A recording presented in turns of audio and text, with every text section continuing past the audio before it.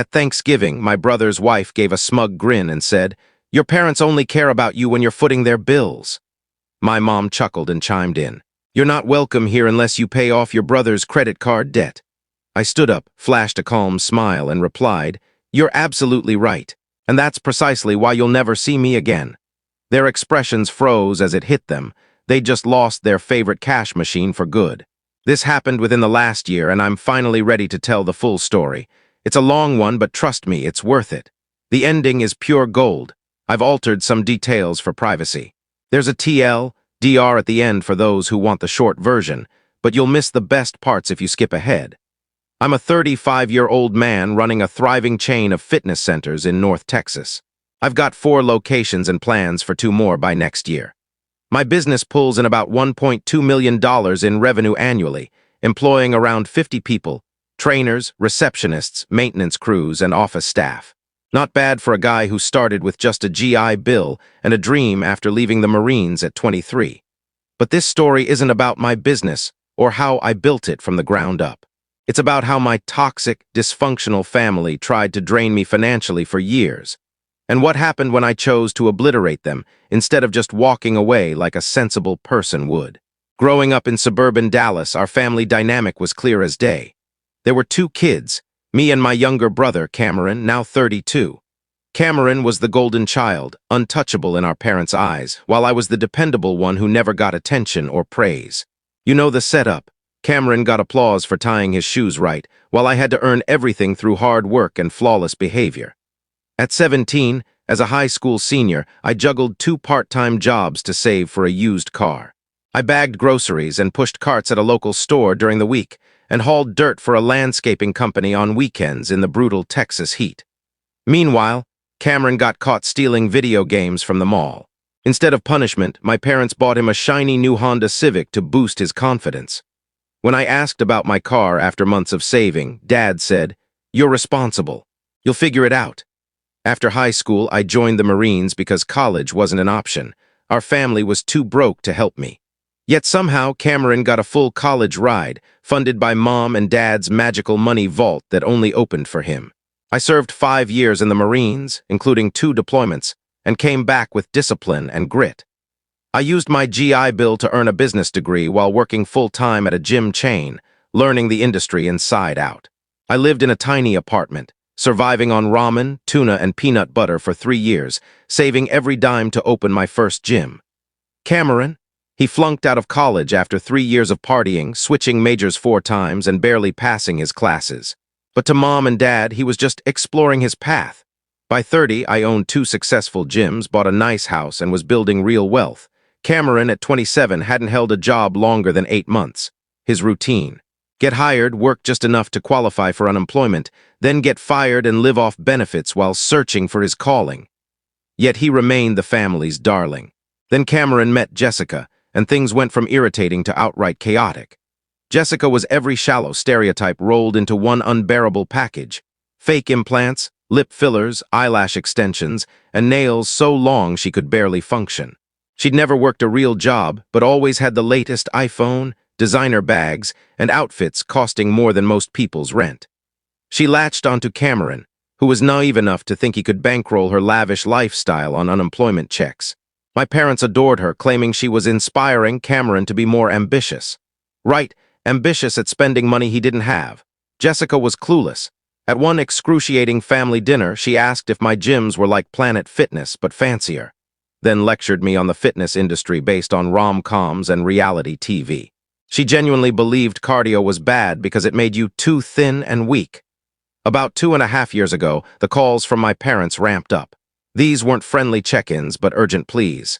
Cameron needs help with his electric bill, or his car broke down, or Cameron and Jessica are struggling this month. At first, the amounts were small: $400 for utilities, $600 for repairs. I helped out thinking that's what family does. But Cameron never thanked me himself. Mom always made the requests and the thank yous like he was still a kid. Then the demands grew bigger, the excuses wilder. $1,200 for a new apartment deposit because their old place was triggering Jessica's allergies. Really, she wanted a more Instagrammable spot. $2,800 when Cameron lost his job. He got fired for showing up late and hungover. $3,500 for Jessica's emergency dental work. Actually cosmetic veneers for her influencer dreams. I should have stopped there, especially after seeing Jessica's Instagram stories flaunting a luxury spa trip in Scottsdale, the same week Cameron begged for $2,200 for urgent car repairs. But I kept playing the good brother. The real wake-up call came 8 months ago at a Sunday family dinner. Jessica answered the door, flashing a massive engagement ring that had to cost $20,000. "Look what Cameron got me," she squealed. Cameron avoided eye contact. Just 4 weeks earlier, he'd sobbed over needing $3,800 for medical bills. "Nice ring," I said, keeping my tone even. "Must have been a big purchase."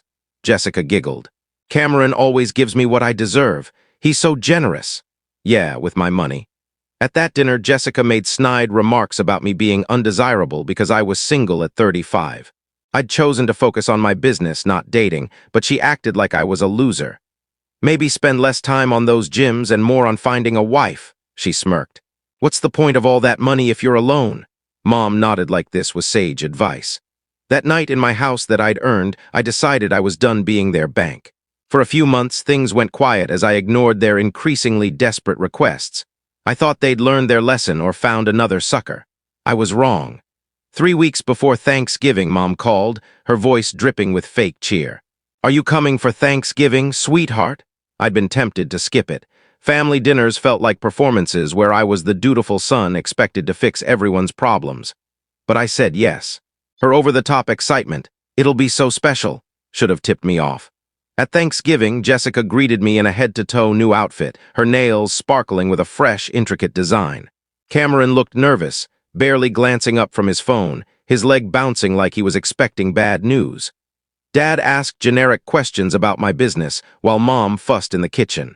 Everything seemed normal until we sat down to eat. Mom cleared her throat, the same way she did when I was a kid, and she wanted me to do Cameron's chores.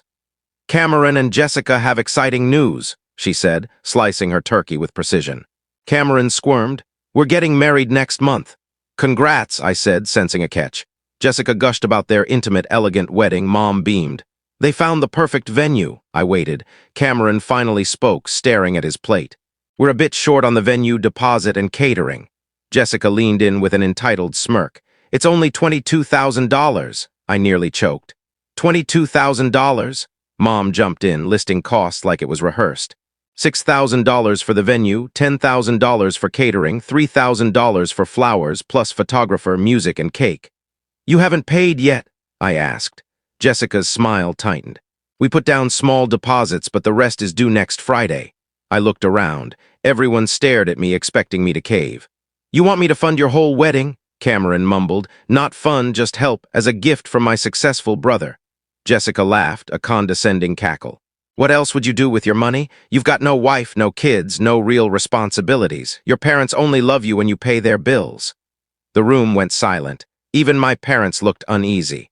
I turned to Mom. "Is that true?" she smiled. "If you won't help family, you're not welcome here. Pay off Cameron's credit card debt or don't come back." Her words hit hard. After all I'd done, I was just a wallet to them.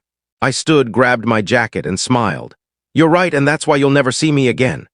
Their faces collapsed. Mom's smugness vanished. Dad paled. Cameron looked stunned. Jessica's smirk faded.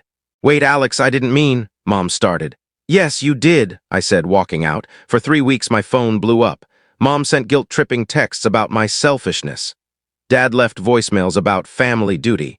Cameron whined about me ruining his wedding. Jessica's messages were the best. Long rants calling me a bitter, jealous loser, implying I was gay and threatening I'd regret crossing her. I saved every text in a folder. Then the messages stopped. I assumed they'd found another victim or scaled down the wedding. Wrong again. 4 weeks later, a friend who's a loan officer called. "Your brother and his fiancée were at my bank today, applying for a big business loan using your gyms as collateral." My stomach dropped. "What? They had paperwork claiming Cameron's a 50% partner in your company. It looked fake, so we denied them, but you should know." I called my lawyer. We found Cameron and Jessica had been hitting banks across Dallas, using forged documents claiming Cameron was my business partner with an $85,000 salary. They were committing fraud with my reputation. That's when I decided to destroy them, not just cut them off. For 6 weeks, I gathered intel, no private investigators, just smart questions to the right people. I learned their wedding was still on, a small affair at a cheap venue. Jessica was spinning my absence on social media, saying I wasn't invited because I didn't support their love. Then my banker friend dug into Jessica's past. She'd been married twice, both times to wealthy men, divorcing them after gaining access to their money, alleging abuse. Cameron, her third husband-to-be, didn't know. Even better, I found out they were drowning in debt, $50,000 in credit cards, payday loans, and personal loans to fund Jessica's lifestyle. Cameron was hiding their dire situation from her, terrified she'd leave if she knew he was broke. I decided to expose it all. I compiled a dossier, Jessica's nasty texts, the fake loan documents, and a report on her gold-digging history and their debt.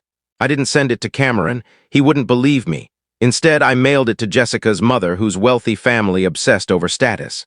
They thought Cameron was successful, not a broke liar. My note was simple. You should know who your daughter married and their financial mess. The wedding happened on a Saturday. By Monday, Cameron called, sounding broken. I need to talk, Alex, please. We met at a coffee shop.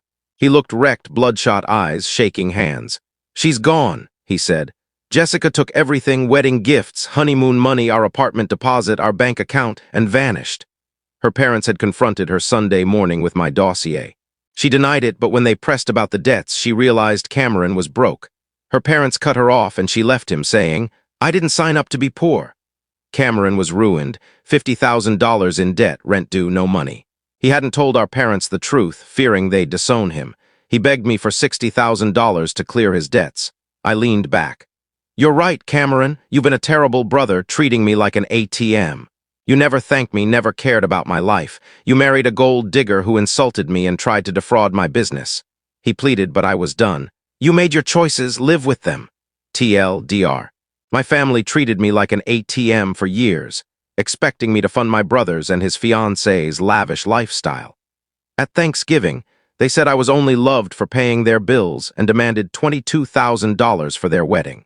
I cut them off. They tried to commit fraud using my business. I sent proof of their debts and fiancée's gold digging passed to her parents, who cut her off. She left my brother, taking everything. He's now broke, in debt, and begging for help. I said no.